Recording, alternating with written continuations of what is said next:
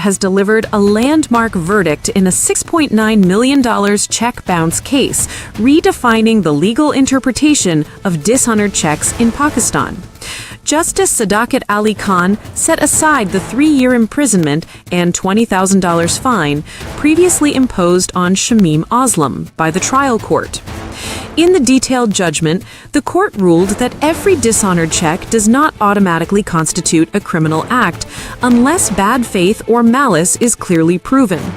The judge noted that the case had been lodged more than a year after the alleged incident, with no reasonable justification for the delay. Additionally, the complainant failed to file a civil suit for recovery of the amount.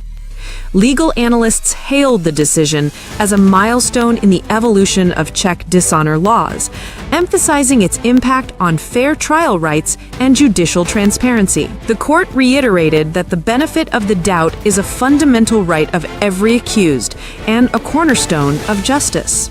A major counter-terror triumph in Kalat. 4 Indian-backed militants killed in a precision operation, recovering weapons and explosives.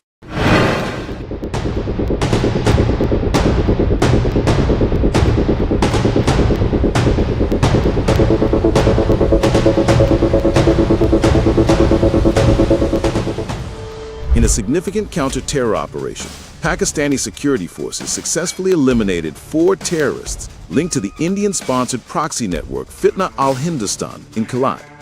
According to the Inter-Services Public Relations, or ISPR, the intelligence-based operation was launched on the night of November 1 after credible reports confirmed the presence of militants in the area. The terrorists were involved in multiple acts of sabotage and attacks targeting civilians and law enforcement personnel. During the operation, security forces recovered a cache of weapons, ammunition, and communication devices, preventing potential large-scale attacks. A follow-up clearance operation remains underway to eliminate any remaining threats. President Asif Ali Zardari, Prime Minister Mohammad Shahbaz Sharif, and Interior Minister Mohsen Naqvi commended the professionalism and bravery of the security personnel, emphasizing that Pakistan's determination to eradicate terrorism remains unwavering. Officials reaffirmed that under the Azam-e-Istihkam vision, all foreign bacteria networks operating on Pakistani soil will be dismantled to secure lasting peace and national stability. On Jammu Martyrs' Day, ISPR releases a stirring anthem celebrating Kashmir's courage, sacrifices, and unyielding dream of freedom.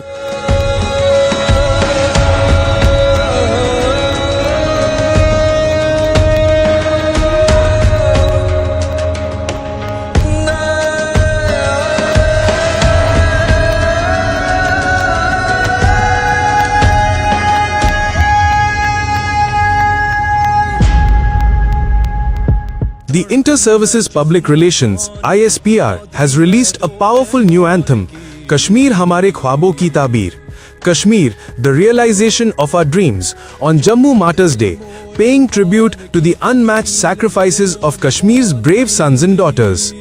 The anthem revisits the tragic Jammu massacre of November 6th and captures the enduring resilience of a people who have faced decades of occupation, oppression, and loss, yet never abandoned their hope for freedom. According to ISPR, the anthem stands as a salute to the undying spirit of Kashmiris who continue their peaceful struggle for self-determination and remain emotionally bound with Pakistan. The song's evocative lyrics and visuals highlight the unbreakable courage, unity, and love for Pakistan that burns in every Kashmiri heart. ISPR stated that the anthem aims to remind the world of Kashmir's pain and perseverance and to reaffirm that no tyranny can silence the dream of freedom forever.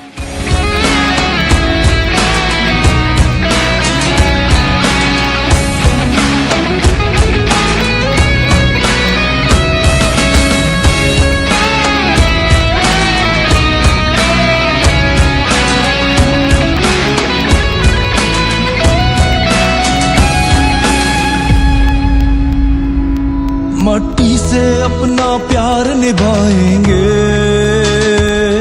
मक्तल की जानिब दौड़े जाएंगे. The United Nations has exposed Afghanistan as a terrorist sanctuary, revealing undeniable links to cross-border attacks threatening Pakistan's security.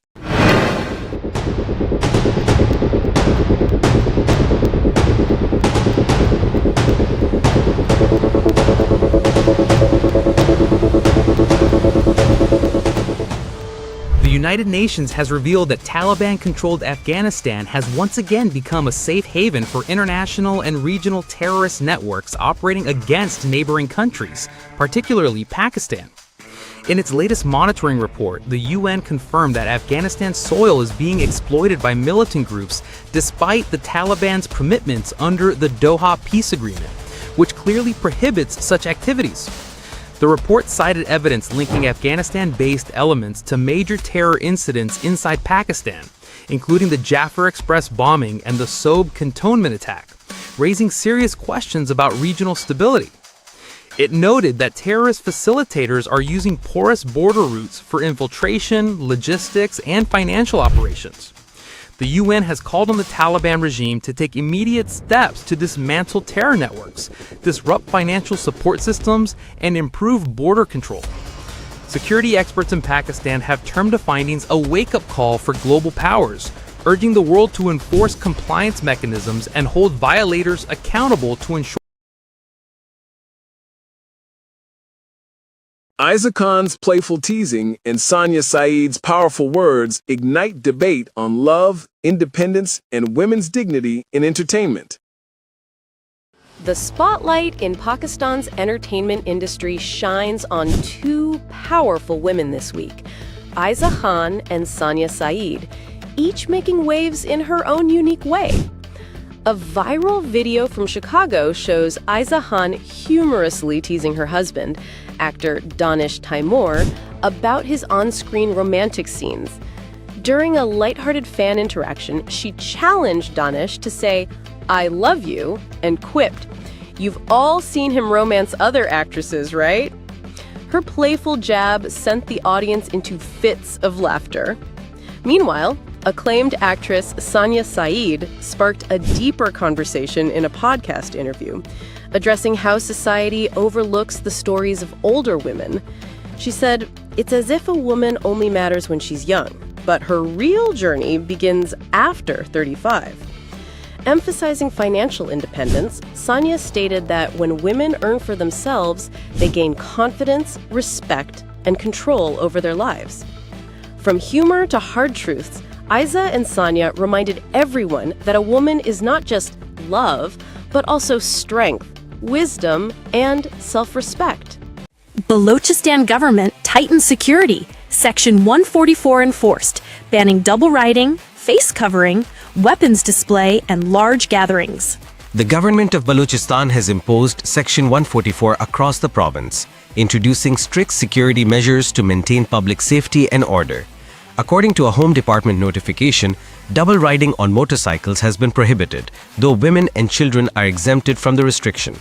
In addition, covering faces in public using veils, mufflers, or masks has been banned due to heightened security concerns. The order also prohibits the use of unregistered motorcycles, vehicles with tinted windows, and the carrying or display of firearms. Public gatherings, rallies, and sit-ins involving 5 or more individuals are not permitted anywhere in the province. Authorities have further banned the sale, purchase, and transportation of explosives and sulfuric acid. Violators will face legal action under Section 188 of the Pakistan Penal Code, which include fines and imprisonment. Police, levies, and Frontier Corps have been instructed to ensure strict compliance, while deputy commissioners must report daily to the Home Department. The restrictions will remain in effect until November 30th, 2025. Pakistan's top military commander, General Sahir Shamshad, honored in Saudi Arabia for exceptional role in enhancing bilateral defense cooperation.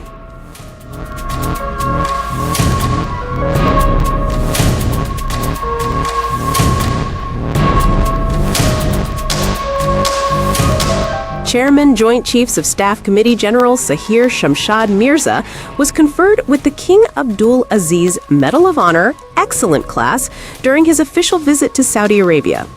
The prestigious award was presented in recognition of his remarkable contributions to strengthening military and strategic cooperation between Pakistan and Saudi Arabia.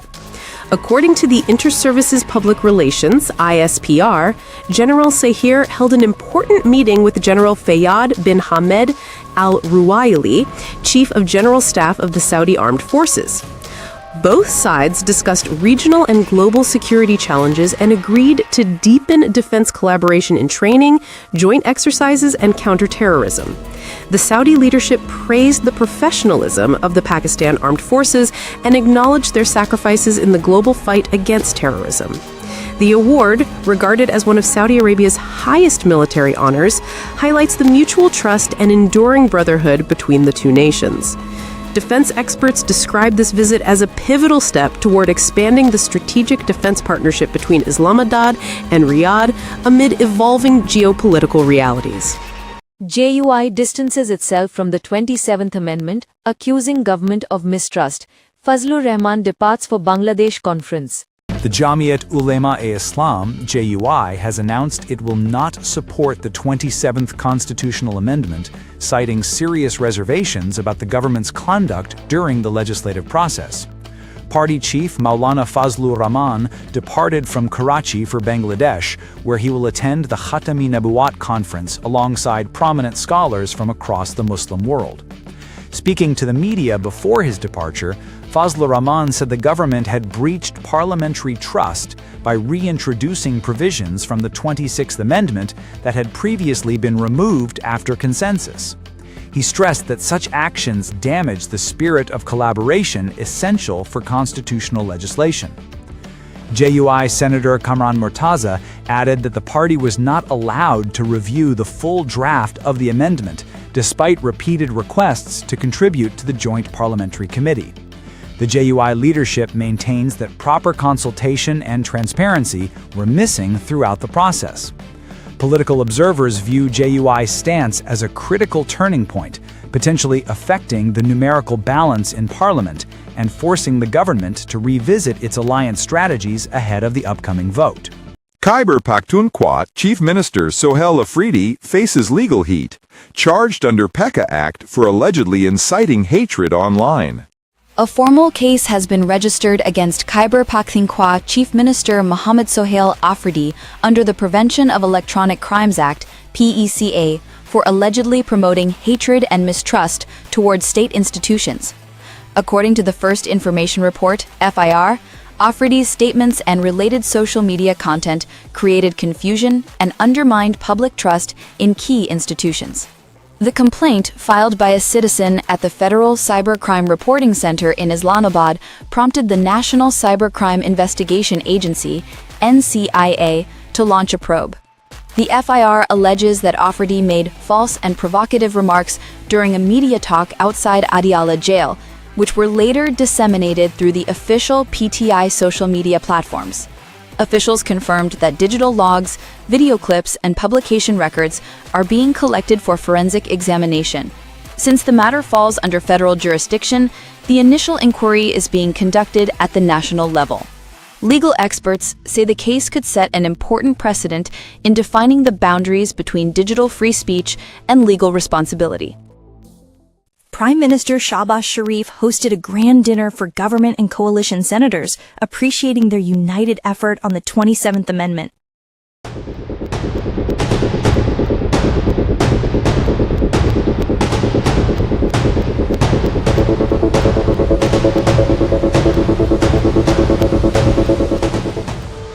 Prime Minister Shehbaz Sharif hosted an appreciation dinner in honor of government and coalition senators for their support in passing the 27th Constitutional Amendment.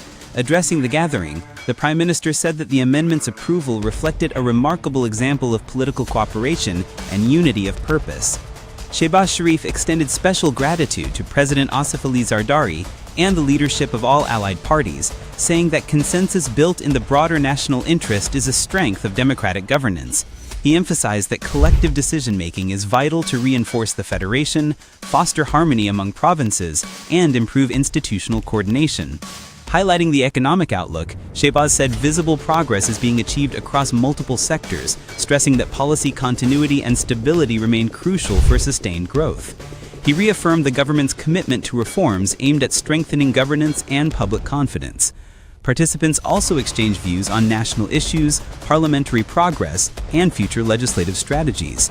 The Prime Minister concluded by urging continued unity to ensure Pakistan's prosperity and institutional strength. Kalmi Watan Party Chairman Aftab Sherpao strongly reacts to KPCM Afridi's remarks, stressing peace and responsible leadership.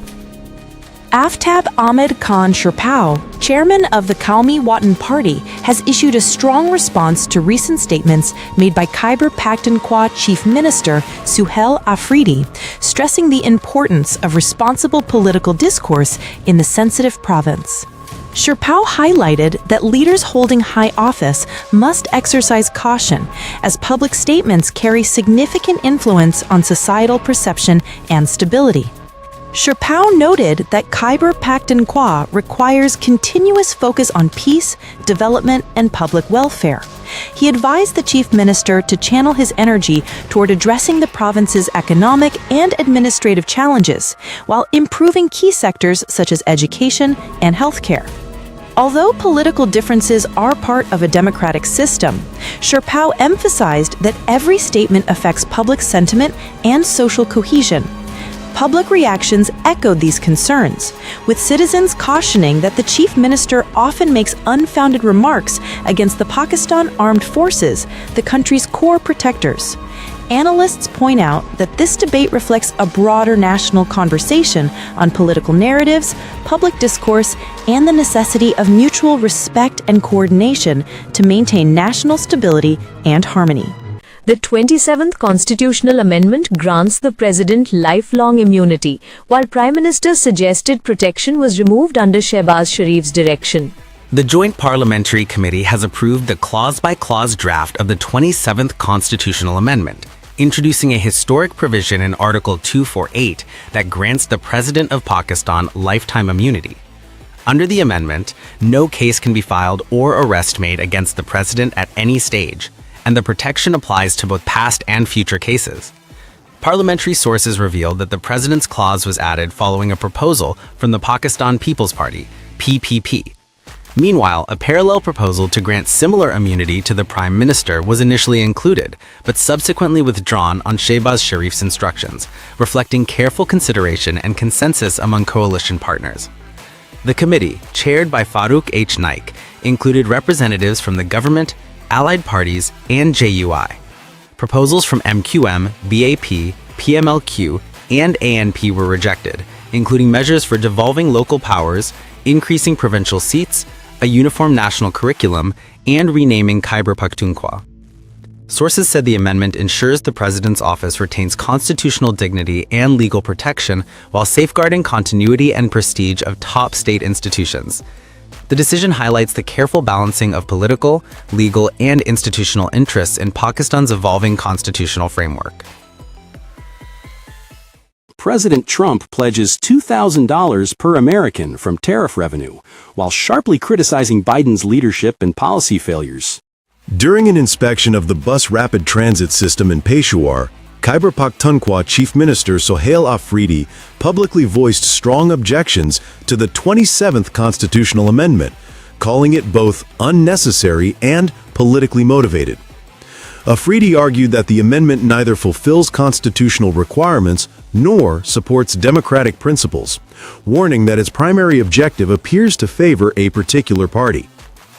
He emphasized that the current governance framework already maintains a clear balance of powers, and reforms should focus on collective benefits for the state and citizens rather than individual interests. Highlighting the importance of public transport, Afridi praised the BRT system as a vital facility serving millions of commuters daily. He announced plans to extend the BRT network from Peshawar to Khyber district, including the Baro route. To support this expansion, 50 new buses have been procured, with approval granted for an additional 50, ensuring smooth and efficient operations across the extended routes.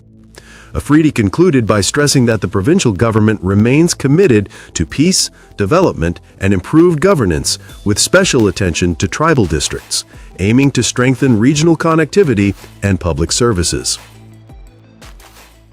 Legal experts urge Supreme Court to hold full court session, preserving judiciary's independent role amid constitutional concerns. 27वीं आईनी तरमीम के मामले पर senior वकीला और retired जजेस के एक group ने सुप्रीम कोर्ट के चीफ जस्टिस को खत लिखकर सुप्रीम कोर्ट के इदारा जाती किरदार और आईनी हैसियत से मुतल्लिक खदशात का इजहार किया।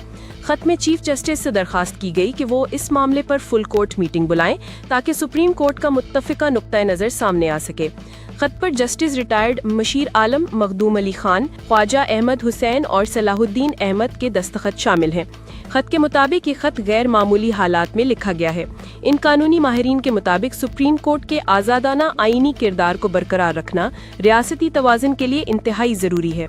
खत के मतन में कहा गया है कि 27वीं तरमीम सुप्रीम कोर्ट के अंदर इख्तियारात की तकसीम और अदलिया के खुद मुख्तार फैसलों के ढांचे पर बराह रास्त असर डाल सकती है। वकला के मुताबिक सुप्रीम कोर्ट रियासत का वो इदारा है जिसने हमेशा आईनी बालादस्ती के उसूल को कायम रखने की कोशिश की और माजी में किसी सिविल या फौजी हुकूमत की जानिब से इसकी इदारा जाती खुद मुख्तारी को महदूद करने की कोशिश कामयाब नहीं हो सकी। खत में कहा गया कि अगर ये तासर दुरुस्त है कि मौजूदा तरमीम पहली बार सुप्रीम कोर्ट के ताकत के तवाज़ुन या फैसलों की आज़ादी को मुतासर कर सकती है तो इस पर इदारा जाती सतह पर गौर करना ज़रूरी है। वकला और साबिक जजेस ने मौक़िफ़ इख्तियार किया कि सुप्रीम कोर्ट के पास इस अमल पर अपना रद्द-ए-अमल देने और आइन की रोशनी में वजाहत जारी करने का इख्तियार है। Joint police and army operations launched in Peshawar using advanced tech to ensure lasting law and order. Amid deteriorating law and order in Khyber Pakhtunkhwa, security forces have launched special snap-checking operations in Peshawar for the first time in 5 years. Authorities have established checkpoints at key city entry points, with discussions underway to install a digital scanning system to enhance security measures. Following a surge in attacks on police in southern districts, joint operations by the police, city patrol force, and army have tightened security across major city sectors. Sources report that checkpoints have been set up in Peshtakara, Ring Road, Badaber, Matni, Hasankel, Warsak, and Rigi. Snipers have been deployed at sensitive locations to enable rapid response in emergencies. Police officials say the next phase will incorporate thermal technology to monitor suspicious movements even at night. Daily snap-checking operations aim to curb criminal activity and protect citizens' lives and property. Authorities have urged the public to cooperate at checkpoints and immediately report any suspicious person or vehicle. Security experts believe that sustained efforts could pave the way for lasting peace and stability across Peshawar and urban areas of Khyber Pakhtunkhwa. U.S. takes central role in Gaza administration under Trump's peace plan, limiting Israel's influence and shaping post-war future. Disagreements between the United States and Israel over Gaza's ceasefire and post-war administration have intensified, signaling a shift in regional dynamics. According to Times of Israel, an Israeli official revealed that Washington has downgraded Israel's influence within the Civil-Military Coordination Center established for Gaza, transferring primary decision-making authority over security and administrative matters to the U.S. and its allies. The center is part of President Donald Trump's 20-point peace plan, under which an international stabilization force would assume ground control of Gaza following United Nations approval. Israeli forces are expected to withdraw gradually, while the proposed multinational force, envisioned to include nearly 20,000 personnel, would serve a 2-year mandate. The U.S., however, will not deploy its own troops, instead engaging countries like Turkey, Qatar, Egypt, UAE, Indonesia, and Azerbaijan. Israel has voiced strong objections to potential Turkish involvement, while Arab states remain cautious due to concerns over direct clashes with Hamas and regional repercussions. Reports indicate the peace plan has also been incorporated into a draft UN resolution proposing the transfer of Gaza's civilian administration to the Palestinian Authority through an interim Board of Peace framework contingent on reforms. Negotiations over force structure, ceasefire terms, and political transition remain ongoing. Violent clashes erupt in Ecuador's Macala prison, leaving 31 inmates dead, testing government's control and law enforcement.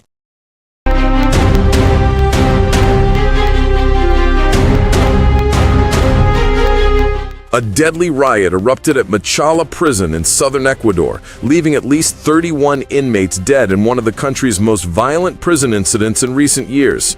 Authorities reported that 27 inmates died due to asphyxiation, while 4 others were killed later in a separate clash. The unrest began when inmates were being transferred to a newly established maximum security ward. Security forces acted swiftly to restore order, but experts warn that Ecuador's prisons are severely overcrowded, with populations far exceeding capacity. Rising tensions between rival gangs over power and drug influence have transformed prisons into volatile battlegrounds, posing a persistent challenge for law enforcement. President Daniel Noboa's administration faces mounting pressure to implement effective measures against organized crime behind bars. Officials have urged citizens to report suspicious activity or threats immediately. Analysts say the Machala riot underscores the urgent need for prison reforms and robust security strategies to prevent similar deadly incidents, while highlighting the broader threat organized crime poses to public safety and national stability. President Trump pledges $2,000 per American from tariff revenue, while sharply criticizing Biden's leadership and policy failures.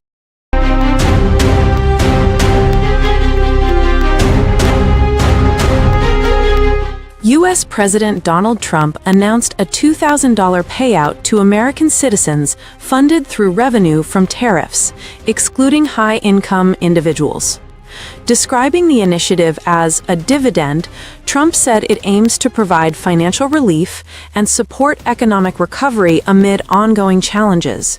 He emphasized that the government is earning billions and will soon begin repaying its $3.7 trillion debt. Trump also used the announcement to attack former President Joe Biden, calling him one of the worst presidents in U.S. history. He criticized Biden's handling of the Afghanistan withdrawal, the Russia-Ukraine conflict, and the October 7 Hamas attack on Israel, labeling them as failures of leadership.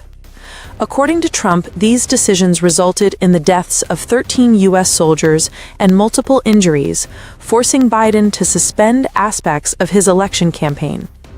International media report that the U.S. Supreme Court is reviewing the legal validity of the tariffs, following earlier lower court rulings declaring them unlawful. Experts note that Trump's statements combine promises of public relief with a strategic political message, reinforcing his economic and political agenda ahead of upcoming elections. ACC President Mohsin Naqvi and BCCI Secretary Devajit Saikia engage in constructive talks to resolve trophy conflict.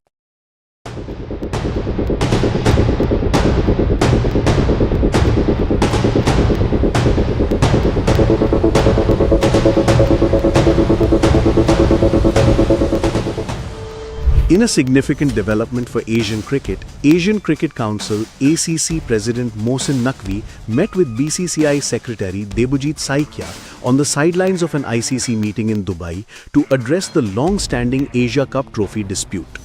A senior ICC official was also present during the discussion. Devajit Saikia emphasized that while the trophy issue was not on the ICC's main agenda, the ICC facilitated a separate session to allow both sides to discuss and resolve the matter amicably. The ice is melting and it is encouraging that the negotiation process has started, he said, noting that both boards are working on proposals to reach a mutually agreeable solution.